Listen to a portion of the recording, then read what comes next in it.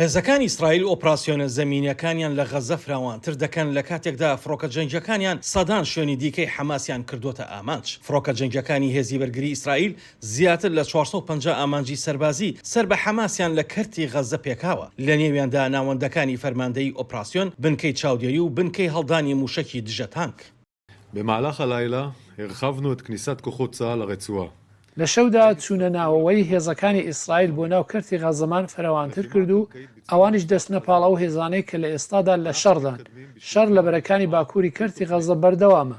ئێمە لە قۆناغەکانی شەڕدا لە پێشڕەویداین بە پێی پلان ڕێژەکانی ئێمە وردە وردە چالاکی زەمینی و بازنەی هێزەکانمان لە کەرتی غەزە فراوان دەکەین. پێشبینی دەکرێت زیانی گیانی لە هەردوولا بە شێوەیەکی بەرچاو بەرز بوو بێتەوە لە کاتێکدا هێزەکانی ئیسرائیل و چەکدارە فەڵەستینیەکان لە ناوچە قەرەباڵغەکانی دانیشتواندا لە شەردان. وەزارەتی تەندروستی غەزە کە لایەن حەماسەوە بەڕێوە دەبرێت ڕۆژی یەکشەمە ڕاگەیان تا ئێستاکە زیاتر لە 8,000 فەڵەستینی کوژراون کە زیاتر لە 3 ئەوەندەی ژماری کوژراوانی شەڕی غەزەیە کە 6 هەفتەی خیان لە ساڵی 2014دا.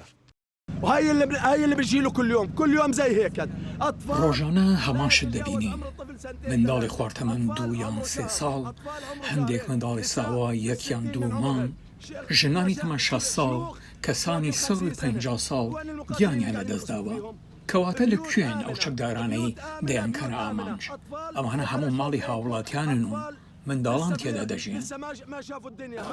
بنیامین ناتەنیاهو سەرۆکوەزیرانی ئیسرائیل لە درەنگانێکی شەودا لە وتاریکی تەلەڤیزۆنیدا ئاماژەیدا بۆی کە جەنگێکی درێژخایەن و سەخت لە بەردەمیاندایە لە کاتێکدا خاچی سوور سەبارەت بە وەردومانەکانی غەزە دەڵێن ناتوانرێت بەرگەی ئاستی ئازارەکانی مرۆڤ بگیرێت. هەرچەندە حەماس 4 بارمتیان ئازاد کردووە، بەڵام لەم هەفتەیەدا بانگەشەی ئەوەی کردووە کە نزیکەی 50 بارمتە بەهۆی هێرشە ئاسمانیەکانەوە کوژراون.